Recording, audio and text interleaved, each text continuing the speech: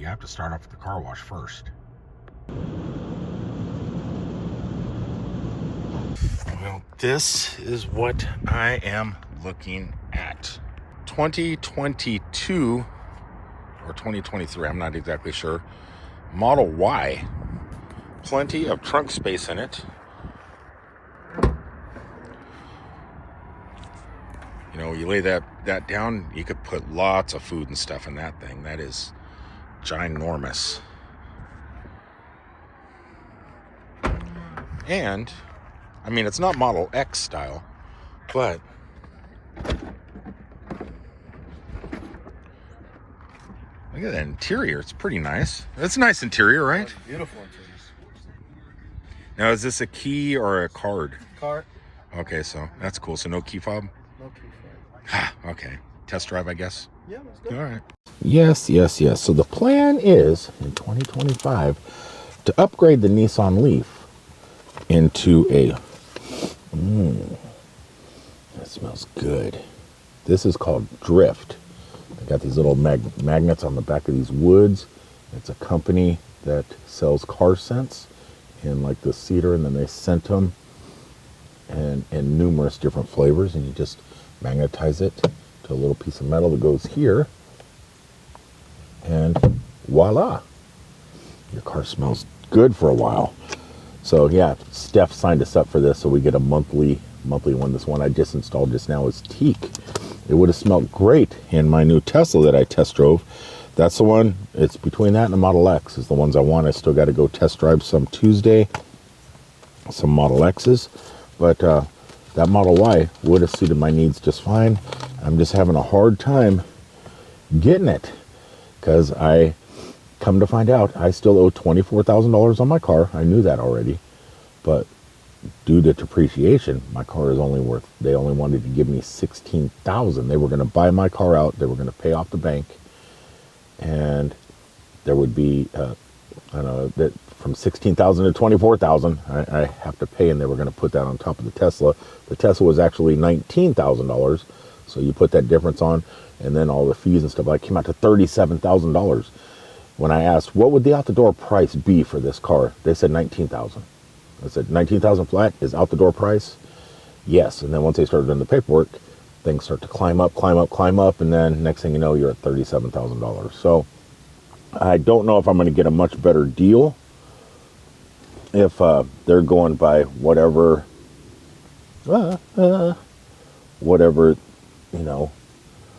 company they use to find out what your car's value is.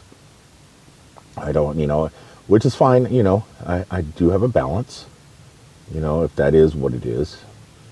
But they said you can get the Tesla now, and it would cost you a lot less. You can actually, I think it was like $23,000 after everything, with the gap insurance and all this other stuff. And it still has the full warranty on the car. Basically, I think 1 year off. It's 7 years warranty because 1 year's already been used. I was going to get it. They said, look, if you don't use your car as a trade-in and you just get the Tesla, we can give it to you right now. And it would be that and $400 a month. And I said, that's not bad. But then I would have 2 car payments, and I'd still be trying to figure out how to sell this car because I don't need 2 cars, and Steph doesn't need that car, her EV6. We'd have 3 cars. Why would we want 3 cars living a nomadic life? That's crazy. We just need one to pull the trailer and both of them to do gig work. And for me to go back and forth to my truck, when I drive truck. Don't need 3 cars. And then let's say I go to Carvana or something like that and sell my car. There's still going to be that $8,000 or something I'm going to owe. So I'm still going to be paying for a year on top of what I'm paying, which it would work, but it's just not optimal. So we still got other car dealerships to go to throughout the week, and we're going to give it a shot. But yeah, so far, that test drive was incredible. Yeah, that Tesla's, or at least that one, was a nice driving car. And it fitted all the requirements. It fitted the size for storage, for catering. It fitted the proper size and stuff for ride share, so I could pick people up at Disney or the airport or something like that. Fitted all that. Got the miles. It was 310 miles. It was a long range version. and it fitted everything. The only other two cars that I have in my sights is the Nissan Ariya, which they tried to give me last night. They said I could do that on a lease. I don't want a lease because it's only 15,000 miles a year. I could do 15,000 miles in a week. I'm not doing 15,000 miles in a year. That's crazy. So, but they offered me the Leaf last night, or not the Leaf, but the Ariya. And the only other car that would suit my needs is the EV6. So, the shopping continues. You may say to yourself, hippie, you started out today trying to purchase a Tesla or doing some Tesla shopping. Next thing you know, you're at a cemetery. What's going on with today's video? Well, it's a fact. Today, I was trying to buy a Tesla, and I'm going to be on trying to buy a Tesla over the next month or so. But in the meantime, I also like to hit some roadside attractions, and today just so happens to be at a pretty amazing attraction that is also a cemetery. I'm in Woodlawn Cemetery in the town of Woodlawn, just outside of Winter Garden, Florida. And there is someone that has pretty much touched everybody's lives, at least here in the United States. And it's not that guy. It's one specific gravesite that I'm trying to find. I've been noticing some incredible headstones and markers. Would you look at this? A Florida Gator headstone. That is beautiful. That's sweet. And then look at this.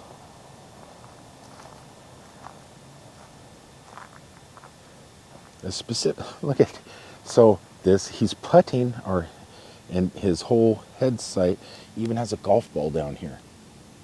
That is quite unique. I've never seen headstones like that before. Normally weeping angels and things like that, yes, but a Gators football helmet and a golfer? That's cool. It looks like a family site. And that's their name, Savini. The most unique and awesome grave sites I've seen so far, I think, in my entire life. It's definitely massive here. Trying to find the specific site I'm looking for could be difficult. This place is so massive, there is no way I'm going to walk everywhere. I'm going to take the roads around until I see a specific memorial that shows Jesus, a young Jesus, confronting the temple priests. So that's what I'm looking for right now. And then I'm supposed to walk approximately 8 rows, but I have not seen a statue of Jesus. I have seen a statue of a golfer and a football helmet, but no Jesus yet. Okay, this is what I'm here for today. The grave of Bob Ross. Everyone's favorite TV speedy landscape painter. Flat on the ground marker displays Bob's name in a groovy font. His smiling face is framed by his beard and afro, often festooned with flowers, paintbrushes. Let's see here. There's lots of people that came here. Cool grave with Bob photo. So that's what we're here. We're here to find Bob Ross's grave. It could be difficult. Like I said, it's a fairly large cemetery. It says Woodland Memorial Park. The grave is straight in from the cemetery entrance all the way in the back. Look for an upright marble colonnade with statues of young Jesus confronting temple priest, and walk out approximately 8 rows, section O, lot 537. So that's what we're looking for today. It could be a difficult find, I'm assuming, because grave sites that have flat on the ground markers like these over here are usually difficult. If there's some sort of thing like a golfer or a football helmet, that's a little bit easier to find. Okay, here is a flat column.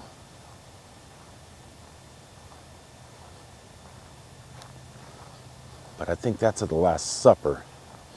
That has nothing to do with Jesus, whatever that word was, speaking with priests. I don't believe. I don't know much about the Bible and Christianity, religion so much. I'm not much into religions, so I'm not exactly sure what everything means, but that does look like possibly the Last Supper. I know paintings and I know artwork, and I think that's what that is. Walking along, I'm noticing this. This is a quite beautiful setup over here. This looks like where someone like Bob Ross would be laid to rest. I mean, look at the view. Beautiful lake. Ooh, it's kind of like an Asian garden over here. It's really nice. Little private, little areas, family plots. I mean, it's like a Chinese or a Japanese garden. This is beautiful.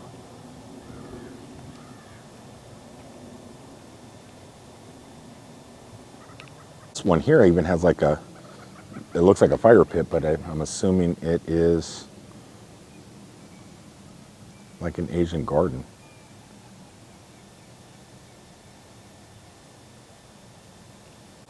I mean, even down here, look at this. It looks like a place at a campground where you just sit around and roast marshmallows.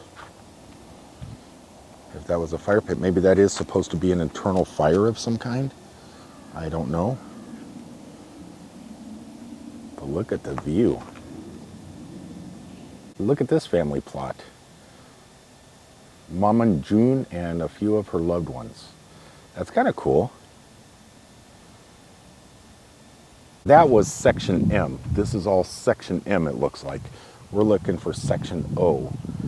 It'd be nice if you had a loved one here, if it was a little bit easier, if it was better marked. Like, I'm looking for section O and I'm looking for the 500s, but there is no signs. Cemeteries are very difficult.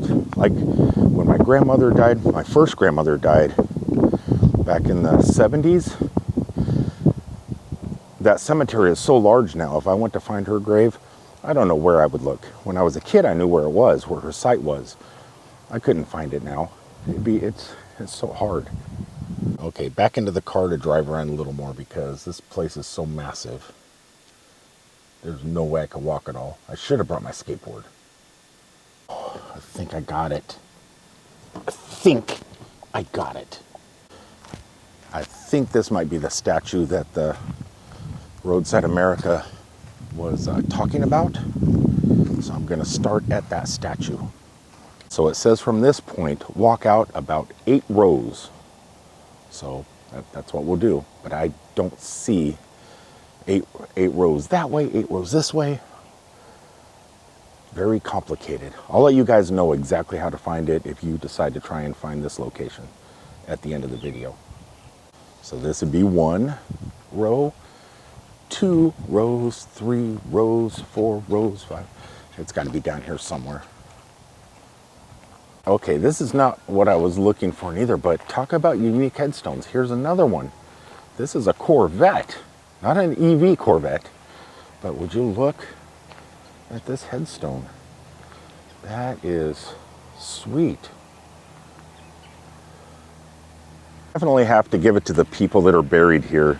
Very creative. Okay, I found it. I found the grave. I'm going to show it to you guys in a second. But there's a second gravesite here I just found out existed for all you Leonard Skinner fans. There is a Van Zandt buried right where I parked my car, and I didn't even know it. But first, the main reason we came to this cemetery is right there. The one and only Bob Ross is buried right there. So I thought there was a picture, but it looks like it is etched in the copper. But this is the final resting place of an amazing TV artist. Actually, I started watching Bob Ross not as a teenager, not as an adult, basically, but just recently. Look at this. Got a little bunny rabbit, some paints, some paint brushes. Look at that. Bob Ross mints. A penny. This is This is a great find. What a beautiful place to rest.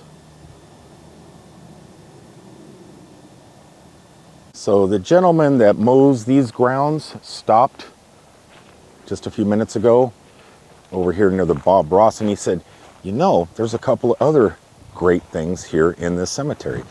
Not only, if you go over here, they have a man-made river that goes through like where the rich people are, which should be where Bob Ross, you know, but there's a lot of famous people buried over here, and they got like a river and waterfalls and stuff. We'll go check that out too in a second. But first, I'm gonna head over here because he also said one of Ronnie Van Zant's family members, a Van Zant from Leonard Skinner and 38 Special, is buried right around where I parked my car. Did not even know. It's not in Roadside America. Roadside America, you better update your app. There's squirrels all over the place, but then I just heard an owl hooting.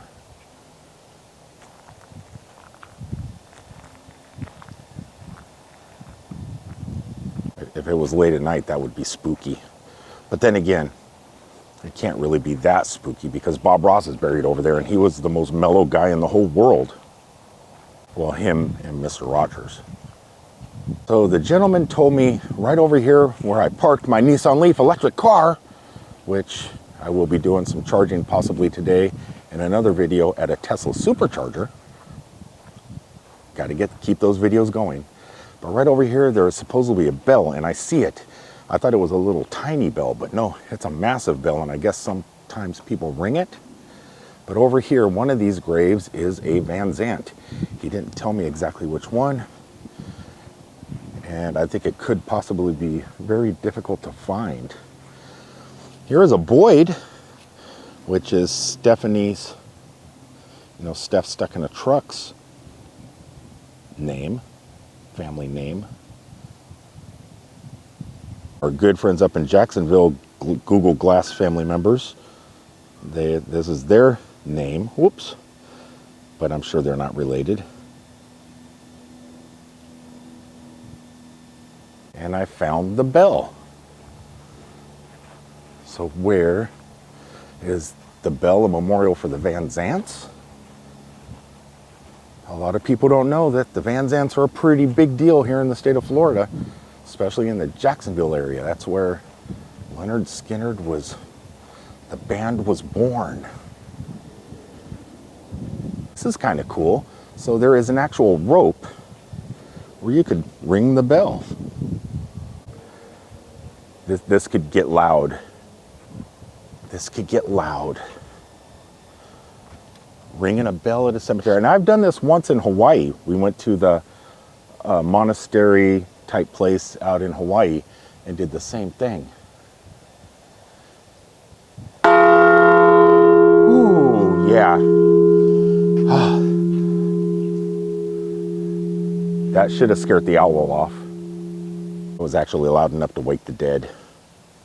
We have a Batista here. Don't know if it's any relation to Dave. I think it's Dave Batista or whatever from Guardians of the Galaxy. But there is a Batista here. I don't know where. I can't find a Van Zant. Cannot find a Van Zant. Well, it was worth a try. There's just too many in the ground without any markers, you know, statues or anything like that, other than the bell that the guy told me that it was in that area. Other than that, I don't have no other clues. I had a heck of a time just finding Bob Ross's cemetery, or his grave. Yeah, so if you want to come out here and look for it, if you take the very front road that is in front of that statue where young Jesus is talking to the priest, just park right in front of it, on the front road right there. And as you get out of your car and you walk towards the statue, just look on the ground for paintbrushes and stuff. You'll find it. It's a lot easier to find than I thought. So, good find, great location, beautiful here. But let's end the video in that section he told me I should probably go to and check out the water feature. And I'm doing this not because I want to go over there for my own personal self, I'm doing this for Tommy Travels. Check him out on YouTube. He loves to end his videos at a water feature. At Woodland Cemetery, this is what they call Auburn Estates. I believe it's Auburn Estates. I had to drive in just to see the beauty of an estate, a cemetery estate.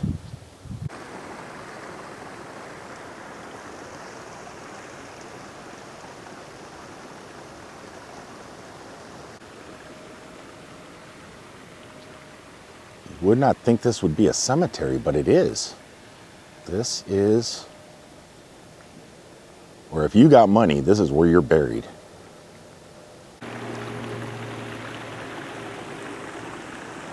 Now that's a water feature. Well, I hope you really enjoyed today's video. Sorry I could not find a legendary name such as Van Zant, but we did come across the Bob Ross burial site, which is pretty outstanding in itself. And also ending today's video with a pretty cool water feature. And I'm only doing that for Tommy Travels. But yeah, if you want to find this place, download the app, Roadside America, and I think it's only available on iOS devices, but you can also look it up on your computer, anywhere around wherever you're at. So this is how you find things locally too, because there's a lot of places out there where you live you don't even know existed. Like, I never knew this existed, but now I do.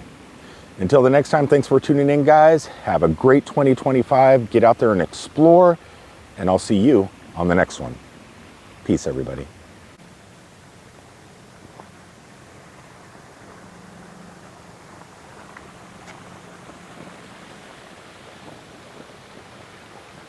This is just amazing.